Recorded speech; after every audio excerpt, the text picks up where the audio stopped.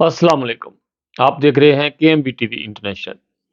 नाज़रीन, कल भी हमारी वीडियो यही थी कि वर्ल्ड वॉर 3 जो है वो स्टार्ट हो चुकी है और ईरान ने 100 मिसाइल रूसलैंड के ऊपर फेंके हैं और इस वक़्त ईरान तेहरान में बहुत ज़्यादा भंगड़े डाले जा रहे हैं कि हमारी हुकूमत ने बहुत अच्छा किया है, बहुत ज़्यादा मिसाइल फेंके हैं, हमारे पास बहुत ज़्यादा ताकत है और कब न जाने ये रोएँगे क्योंकि जंग अच्छी चीज़ नहीं है।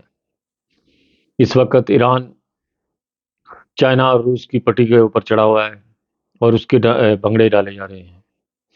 ये बहुत सोचने की बात है इस वक़्त ईरान के लिए कि जब इराक वाला हिसाब हो गया तो कितना मुश्किल होगा इनके लिए और बहुत ज़्यादा दुःख हो रहा है मुझे कि हमारा मुसलमान मुल्क तबाही की तरफ जा रहा है और कोई उम्मत मुसलमान का कोई मुल्क ऐसा नहीं है जो इसको समझा सके, कोई हुकूमतें नहीं हैं, कोई आपस में इत्तेफ़ाक नहीं है एक-दूसरे का। और हर कोई अपनी कुर्सी बचाने के पीछे पड़ा हुआ है। ख़्वाह वो पाकिस्तान हो, मोरक्को है, अल्जीरिया, तुनीसिया, सऊदी अरब, ईरान, इराक, जो भी जिन मुल्कों का भी आप नाम लें, इस वक़्त दुनिया जो है वो तबाही के किनारे पर खड़ी है। और सुना है कि फ़लस्तीन में भी कुछ इलाके जहाँ पर बंगले डाले गए हैं और इसराइल में चीखों-पुकार की आवाज़ें और कुछ लोग इसराइल से हिजरत भी कर रहे हैं और मुल्क छोड़ने की, क्योंकि जंग अच्छी चीज़ नहीं है। चाहे वो कोई सुपर पावर है, कोई गरीब मुल्क है, लेकिन जब जंग शुरू हो जाती है तो नुकसान हर किसी का होता है। किसी का ज़्यादा हो जाता है, किसी का कम हो जाता है।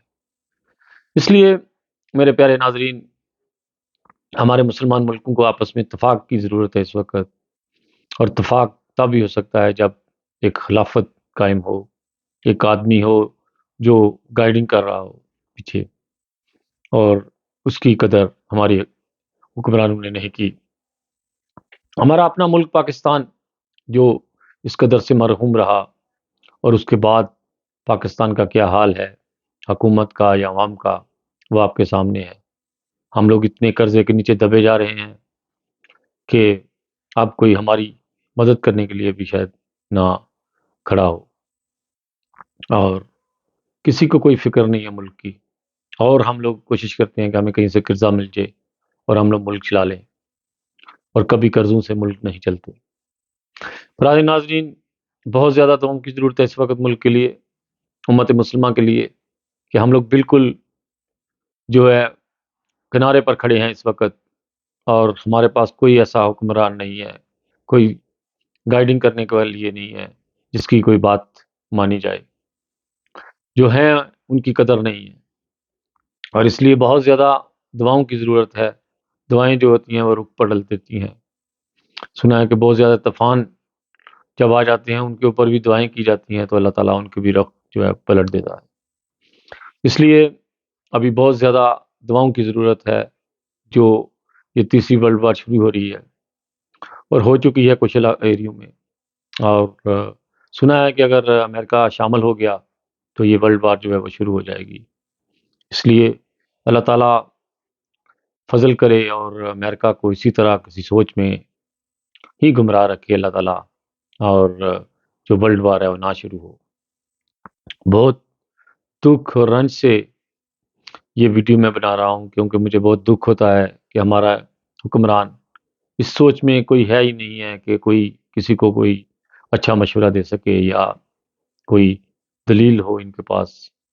बस इनको यही है कि खा लो और भंगड़े डाल लो और एक-दूसरे के ऊपर चीखड़ छाड़ लो, यही ज़िंदगी है। गालियाँ निकाल लो, गालियाँ जितनी मर्ज़ी सुन लो। टिकटॉक के ऊपर इतनी-इतनी गंदियाँ गालियाँ लोग निकालते हैं और कहते हैं कि हम मुसलमान हैं, हम हज़रत मोहम्मद सल्लल्लाहु अलैहि वसल्लम के तारे ख़त्म नबूवत ज़िंदाबाद। इस तरह के नारे लगाते हैं पाकिस्तान में और टिकटॉक के ऊपर इस टाइम भरा हुआ है गंद।